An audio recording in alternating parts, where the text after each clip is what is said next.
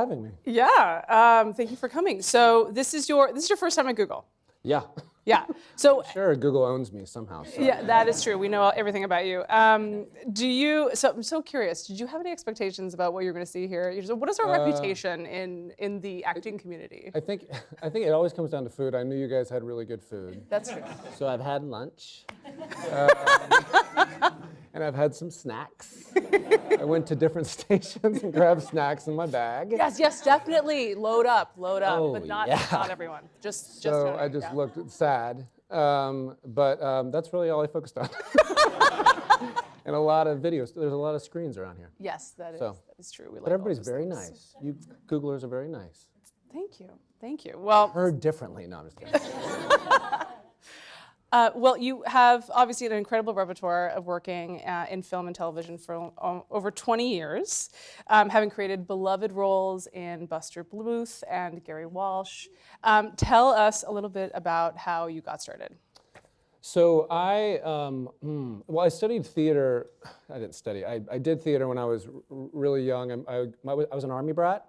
And I moved to Tallahassee, Florida when my dad retired in the 7th grade, and I was not a kid who was into sports. And I was in the South, so sports is pretty much a religion down there.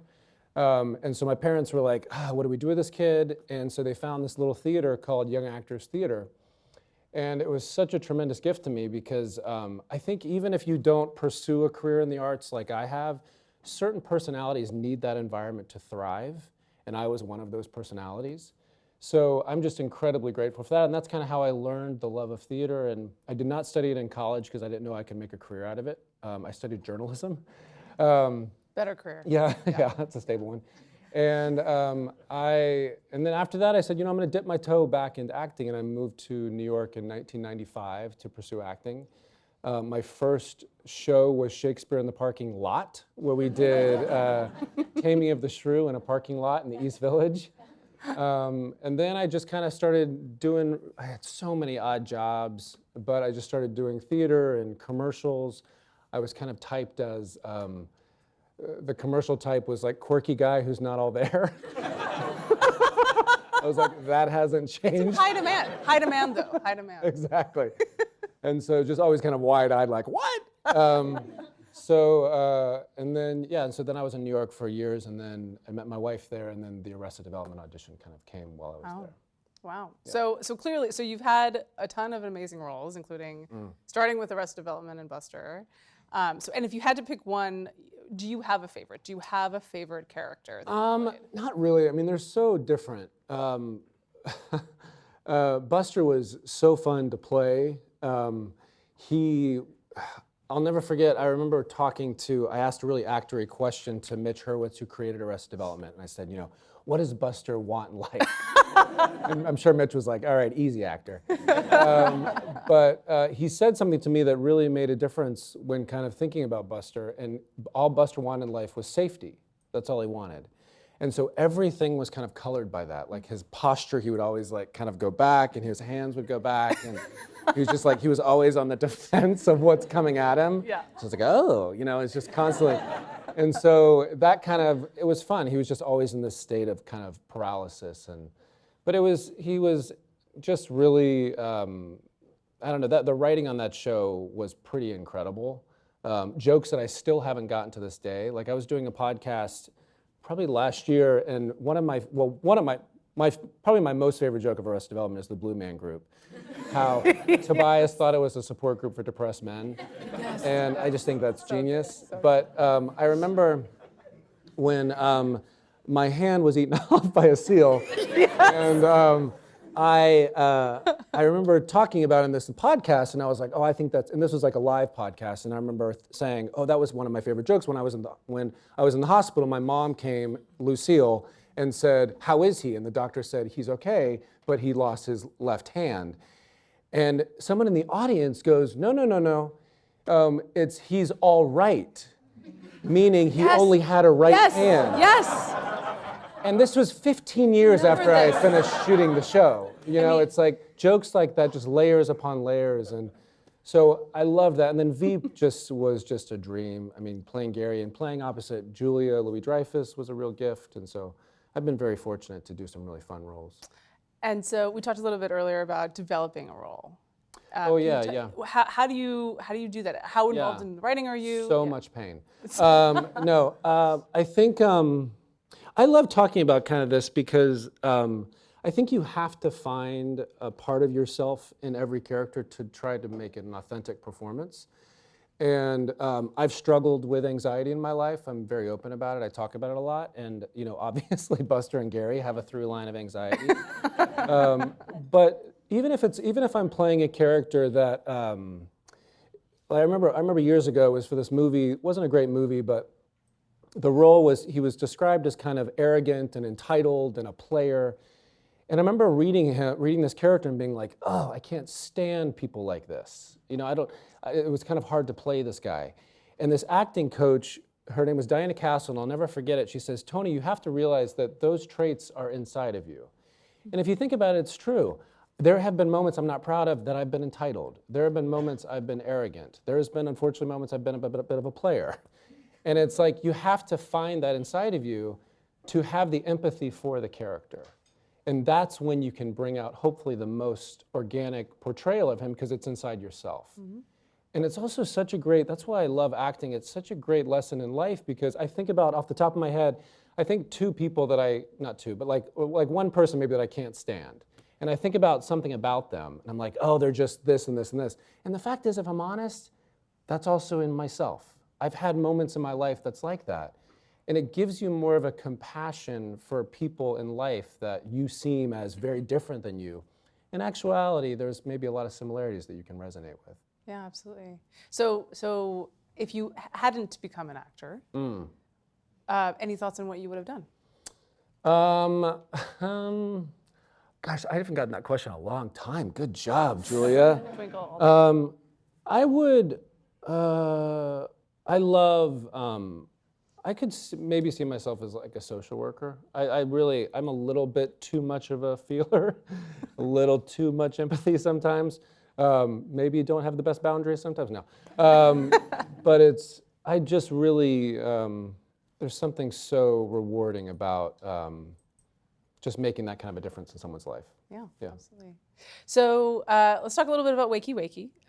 So my husband and I saw it last weekend. We loved it. Really unexpected. It is incredibly thought-provoking, existential, real, human, and you just are brilliant in it. That's nice. So I really encourage What'd folks you say? to I see missed that. it. I'm just kidding. Yeah, brilliant. He's brilliant. In that you're able to take this role that is actually quite tragic, but then you oscillate from being wildly funny to really heartbreakingly sad. So talk to us about how the role came about, why you returned to theater after so many years. Okay, well, so my story with this play is, as I've mentioned to you, I struggle with anxiety, and so years ago in high school, I did a play called Little Abner when I was in high school. And there was I was Mary and Sam, and I had a song called Jubilation Tea Cornpone. And in the middle of the song, I thought it was an asthma attack, but it was pretty much a panic attack. Wow. And ever since this experience, it's amazing how one marker in life will kind of attach anxiety to it. I had a lot of anxiety about getting back on stage, not so much with TV and film, but with stage. And so I really wanted, after post a lot of therapy and all this kind of stuff, cognitive behavioral therapy, I don't know if you guys know that, CBT. But I really wanted to kind of challenge myself and get back on stage because I really missed the intimacy that you can have with an audience that you don't get on TV and film.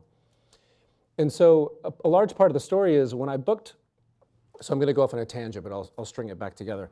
When I was doing Arrested Development, it was my dream job. I only wanted to be on a sitcom. I just wanted to be in a sitcom. And when I got it, I remember having this feeling of like, oh shit, like this didn't satisfy me the way I thought it was going to satisfy. And it's because I don't feel like I've been very present in my life. And I always look to that big thing as like, oh, that sitcom's coming. And the whole thing is if you're not practicing contentment where you are, you're not going to be content when you get what you want. And I got what I wanted, but since I had never been practicing being present, I gave it too much weight.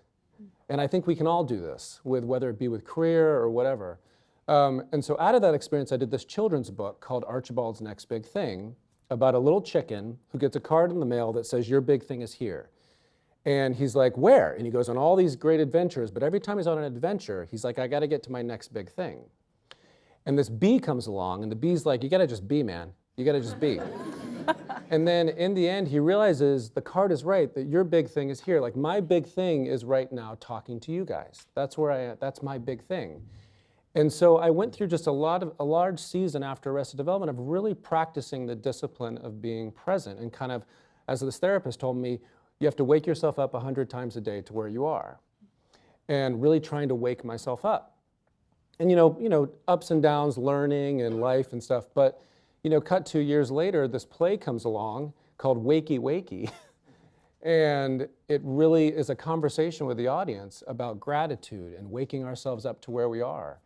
And it was a season of my life where I really wanted to get back to doing some stage, and also still having that fear and that anxiety. But I remember a long time ago, this preacher I was listening to said something that I'll never forget. She was talking on fear and anxiety, and she said, it's not like you're not going to have these things when you're taking a risk, but you have to just do it afraid. And it really resonated with me. And this whole experience is just like, I keep walking, I just do it afraid, and it's been really cool just to see, the fruit that's come from that. So it's been a pretty terrifying but exciting experience. Yeah. Wow. Sorry, that was just like a full Oprah dump right there. We're here with you. And by the way, it doesn't seem like that at all. You were truly amazing. And it's so interesting. So the way in which the guy, and I think his name is Guy. Yeah, my name's Guy in the show. Yeah, in the show. He's kind of He's like also a guy. Considered like an everyman, yeah. And the way that he interacts with the audience is really unique, right? Yeah. You're pretty much breaking the fourth wall the entire time. In fact, at one point you walked us through like a meditative experience that was really quite moving. Mm-hmm. So what has that experience been like? Really having that type of interaction with the audience? It's so rewarding, and again, it's both. It's rewarding and terrifying, because there's something also about not thinking the audience is there that kind of gives you a little bit of a detachment and kind of freedom to be in the play. And when you're engaged, you're like, yeah, I'm talking to 1,000 people, Excuse me, but so it's exciting and it's kind of nerve-wracking, but I love it because I do kind of take the audience through this kind of meditative experience. But also, having done TV and film for so long, you miss feedback. Like when Julie and I were on Veep, it's crazy how even without an audience on TV, you still get tuned in to if you hear a chuckle in Video Village, which is where they kind of watch the monitor to see if we're doing it right. We sometimes call it Judgment Corner. But it's like, so like if Julie and I'll be doing a scene and we'll hear like a cameraman chuckle, or we'll hear like Video Village start snickering, it's like, it's like just animals just feeding off of, oh my God, I think that was funny. So it's like, we want that kind of feedback. Yeah. And so with an audience, it's nice to have that intimacy and that feedback every night, But it's also like, sometimes you think something's funny and it doesn't land funny, and you're like, oh, okay, well, moving on. No, absolutely. And the role that you play in Wakey Wakey it seems so different than what other roles that you've played before, right? You play a guy who is on his deathbed. He's confined to a wheelchair for most of the show. Were you able to draw from other roles that you've played before? Are there elements of Buster and Gary in this role? I think I don't know about other roles. I think it's just drawing on life. It's really neat how kind of life works out to where something comes along that I feel prepared for. Having through this journey of kind of therapy and struggle and all that kind of stuff. And also my daughter is 14 and learning so many lessons from that. And it's neat how it's the kind of same thing like when you go through something in life, when you meet somebody else who's maybe gone through a similar thing, you have an empathy for that person. So I think life has given me some empathy to certain things that helps me hopefully communicate that, I think, in the play a little more.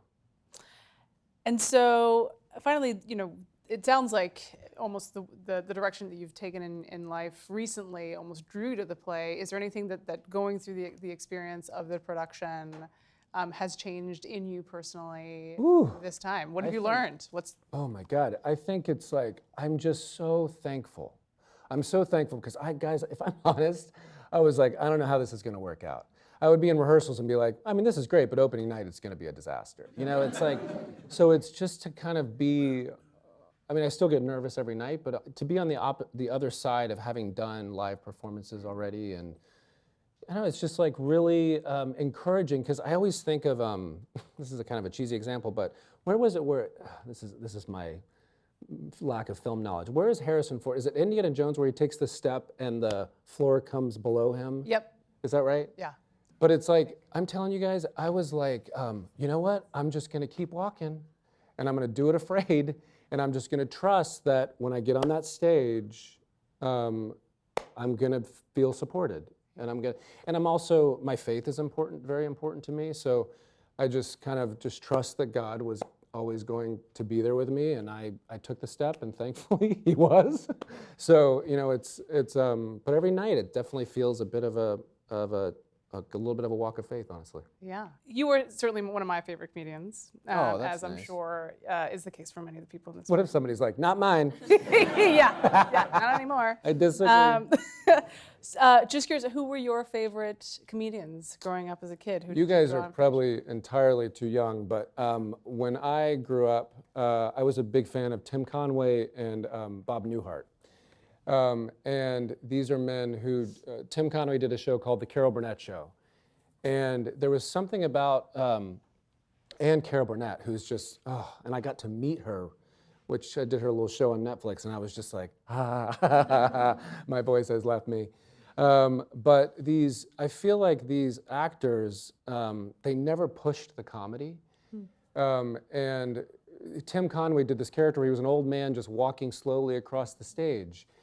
And it was so funny to me. And Bob Newhart on his show, there would be all this chaos happening around him, but he would just stare. And it was just funny. And it was very much like, I think life is so crazy, and if the writing is so chaotic and fun, many times you just have to sit in that tension, and it's funny. And so I know on Veep, I couldn't even speak on Veep. Selena Meyer on the show never even let me speak. I was actually called a bitchy mime on the show. And so I would have to stand behind her, and it was so fun to practice. I constantly just sat in tension, and it was all nonverbal. You know, I was just like, she actually, as a political figure, couldn't say the things that she wanted to say, but my nonverbal was always like, whoa, good lord, this guy. You know, so I really had huge admiration for those people growing up. And it's truly such a great part of your genius is your ability to be so physical with such restraint. And so, what is that? Do you watch yourself? Like, do you go back and you look and you're like, oh, that eye expression could have been a little bit different, you know? I love to watch myself. I'm sure that's awesome. Cut to my shows on loop at home. Yeah. I don't. I mean, I've kind of seen each episode of Arrested maybe once or twice, and then Veep once. Because when I remember them, I remember the experience around it. Right. It's hard to watch yourself sometimes. And that's why I love when people come up who like Arrested Development or something, or Veep. Because when they say, oh, do you remember when Buster did this and this and this? And I'm like, I have no idea what you're talking about. But please tell me more, because that sounds really funny. Yeah. And so I love, because I forget. And also those last seasons, actually all the seasons, I had no idea what was going on, because the writing was so, I'll never forget that last season. I of course didn't have a hand, and they kept putting different attachments on my hand. And I remember so many times I was like, wait, what is this about? And the props person goes, I don't know, just go with it. And I was like, all right. We just all trusted Mitch Hurwitz, and because he had this kind of grid, this comic grid in his brain, and we trusted that he knew where we were going. Before my hand was eaten off, I remember I was like shooting the show months before it was that episode happened, where Buster had a hand chair, or he had like something, there was like an arm reference. And I remember thinking, what's up with a hand chair? You know, what's up with all these arm references? And that's why nobody wanted to improv, because if I improv'd, like didn't want to say that or whatever, it would mess up this like comic grid that he had, constructed. So everybody The all rights. Yeah, the all rights. Yeah. If I had been like, that's okay. I mean, he just has everything. So, and all the blueprints on the walls. You know, it's like he just had such a construction that we all stayed on the page. We never really improv. Really, that's so Yeah. interesting. So was that the same case with Veep? Like, how much are you improving with? Yeah, with Julia Veep was a little more, it was a very different process. They had constructed these beautiful scripts, but then they let us kind of put it up. They put our scripts to the side and kind of put it up, and then just to kind of see what gelled. Did it work? Did it not? Did we come up with funny bits? And then it was pretty much cemented when we put it in front of the camera. That's awesome. Do you have a favorite scene or a moment or that you've acted in over the years? I have a couple.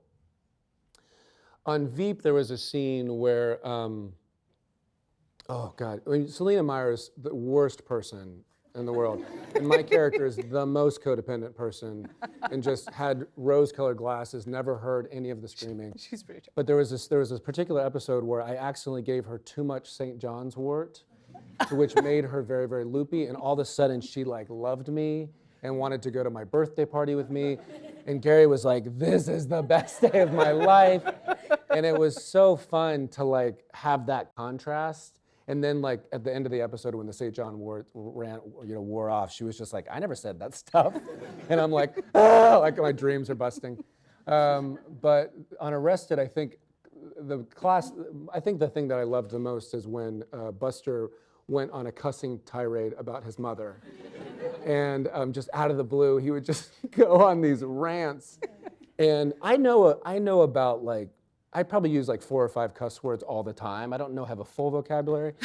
And so on Veep, however, there's a full vocabulary. But I remember Mitch saying, "Okay, so just like go crazy cussing."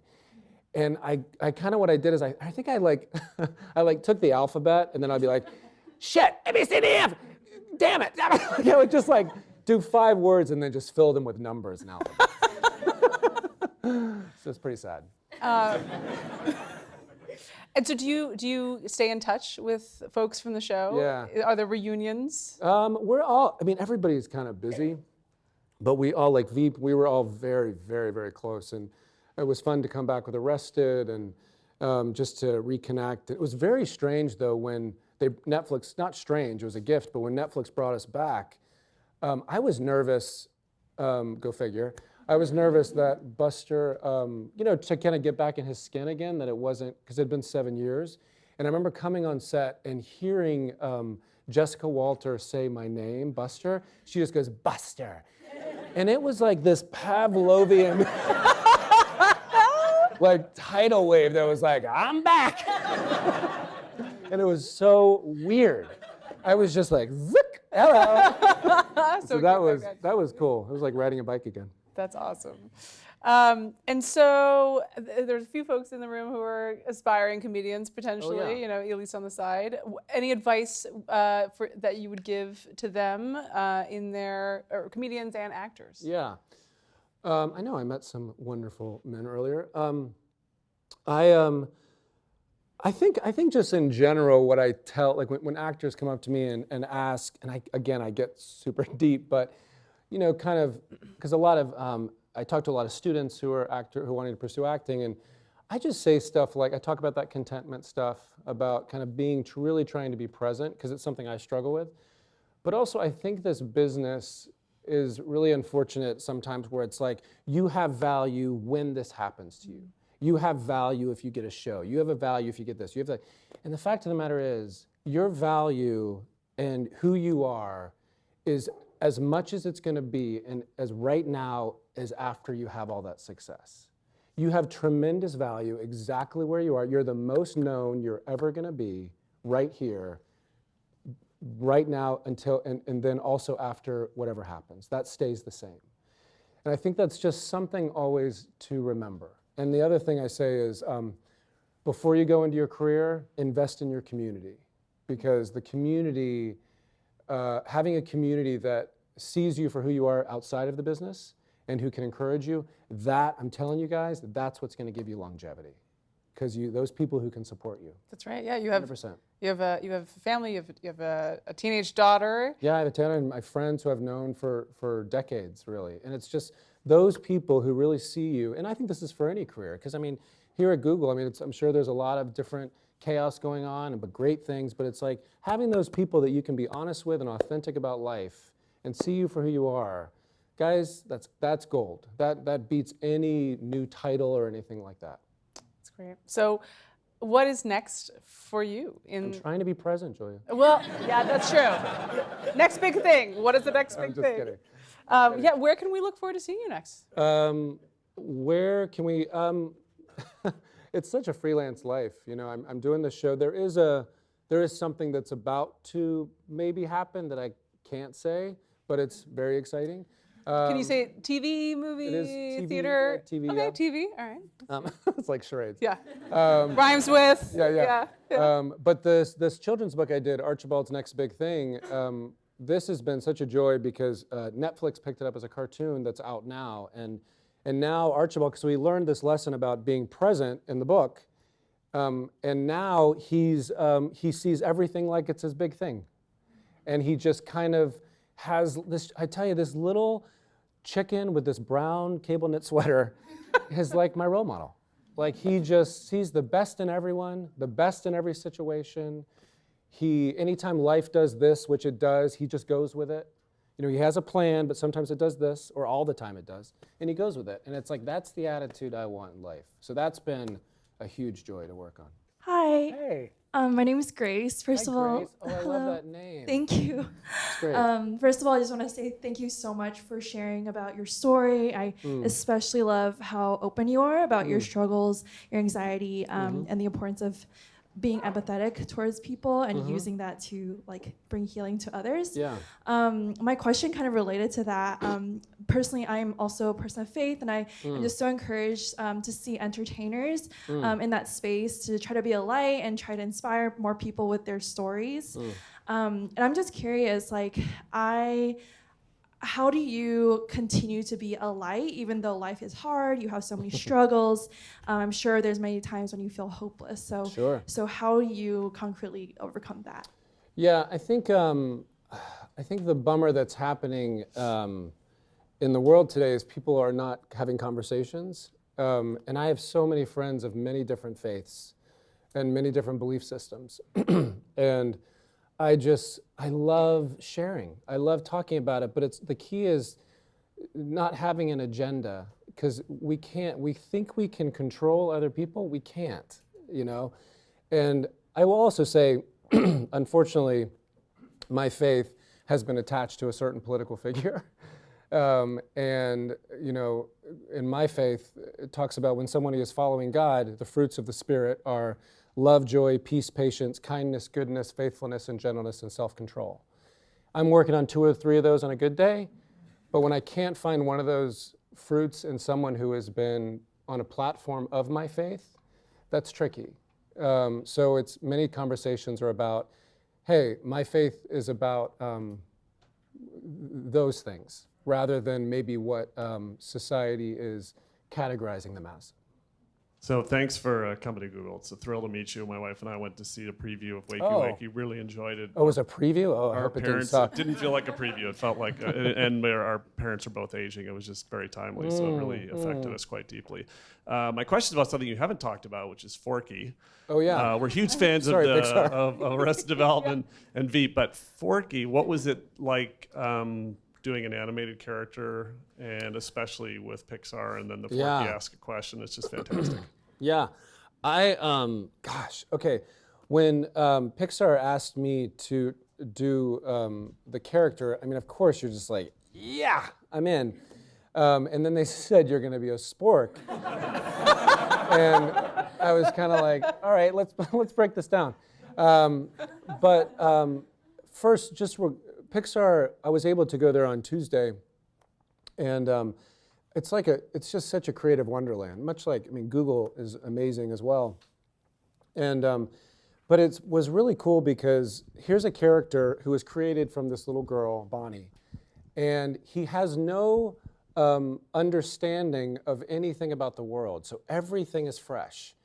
And I just loved, and he also saw his path as like, hey, I'm made to help you eat chili and go to the trash. Like, that's it. And Woody comes along and he's like, no, you're made for more than that. You're made to love and be loved.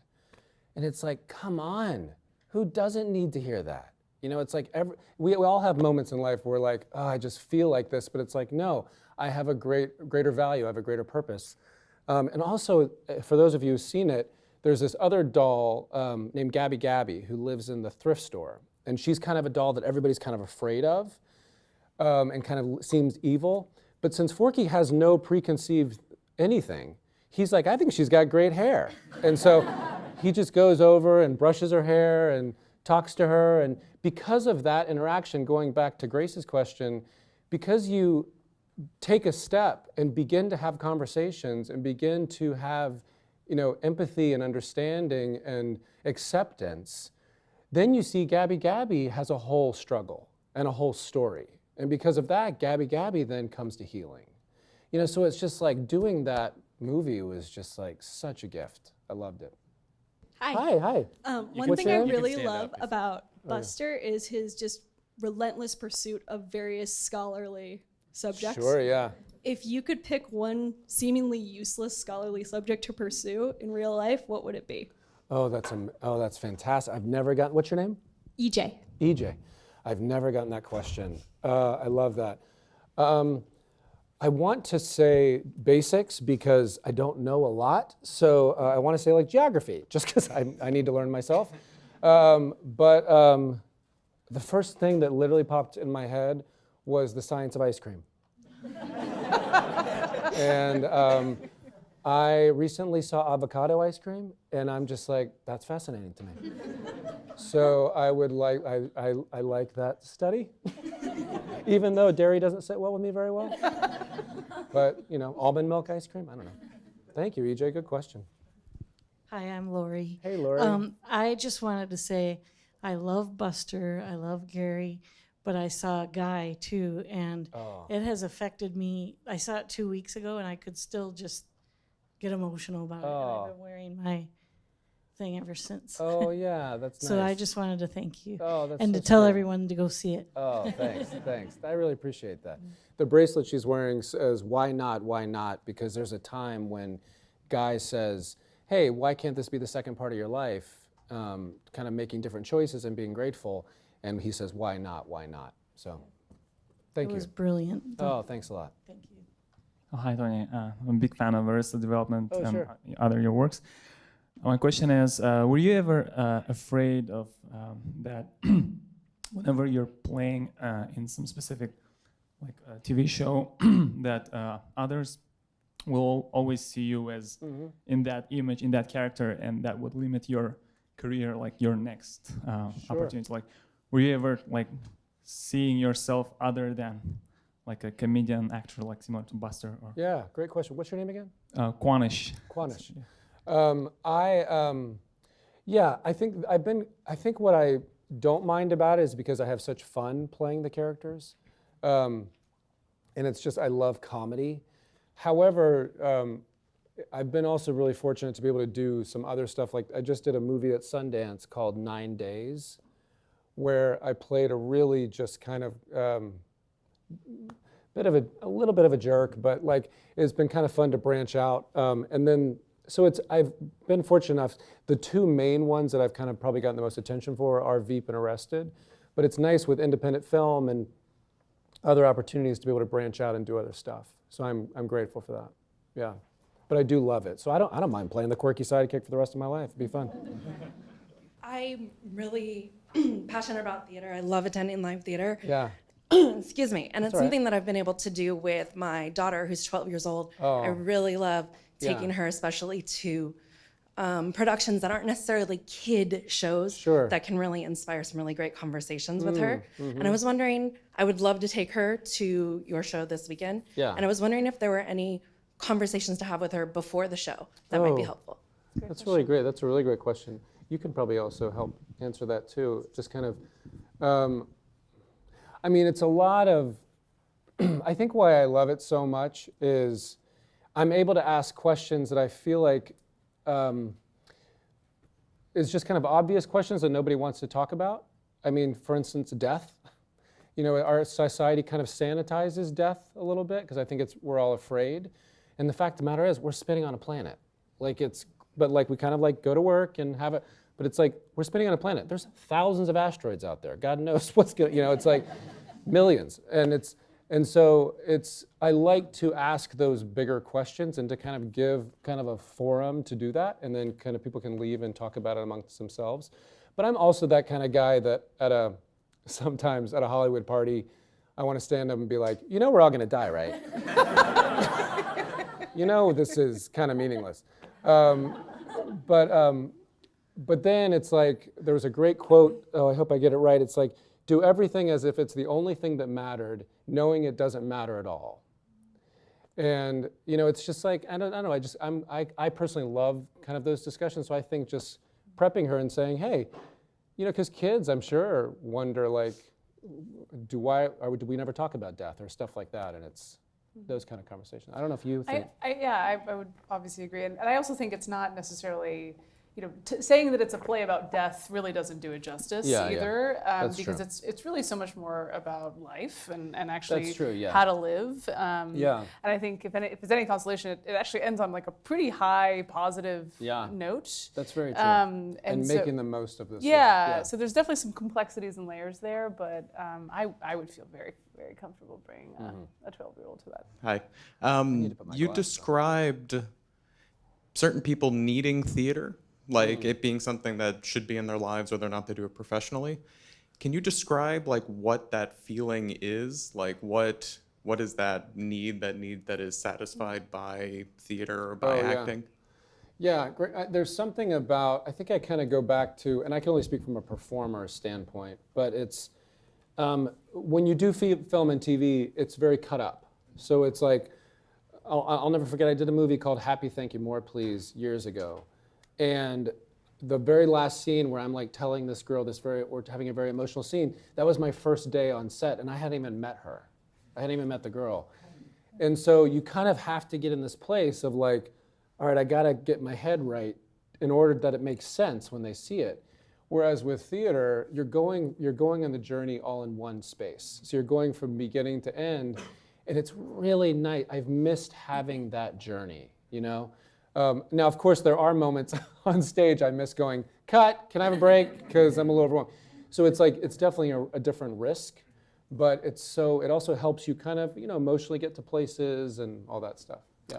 Just to add on that, you talked at the beginning about finding theater as sort of the thing that really kind of brought you out and out of your shell and was able to give you that forum. Can you talk a little bit about that? What was it about theater specifically that really helped you? I think it was just at the time it was very, it was kind of an extracurricular activity that was available to me as a kid. And so I was really grateful. But it was a place where I felt like I could be my silly self and quirky and different, and I didn't fit a certain model of maybe other kids. Not a wrong model, but I didn't fit that model. And I just felt like I wasn't judged for it. I felt like it was very accepted. I could kind of discover what I loved, who I was. And that environment to me really helped nurture that. Yeah. Hi, Tony. Hey. Thank you so much for coming out and talking with us. I don't actually really have a question. It's more of a comment. Good. So I'm really inspired by how open you are about your struggles with anxiety, just things like mental health and your faith and everything. And I sort of wanted to share an experience that I've had. I also struggle with anxiety from time to time. Mm-hmm. And my antidote for that in the past has been to watch Arrested Development. Oh, nice. Yeah, so whenever I was in like a pretty bad place, it would be my happy place to go to. And so I watched it many times through, and Buster was one of the things that really, good. I love that. Really I've heard people say that. That's really, what's your name again? It's Johnny. Johnny. That's really sweet. Somebody else said to me they had the same experience because they watched Buster and they were like, well, I'm not that bad. I mean, that's like tweaked. Yeah. So you were talking about earlier how you in a different life, maybe you would be a social worker. Uh-huh. But as an actor, you're still helping people. Oh, so. That's nice. Thank you, Johnny. I appreciate it. Now I start crying. Perfect. Yeah. Thank you, Johnny. Yeah. Well, what a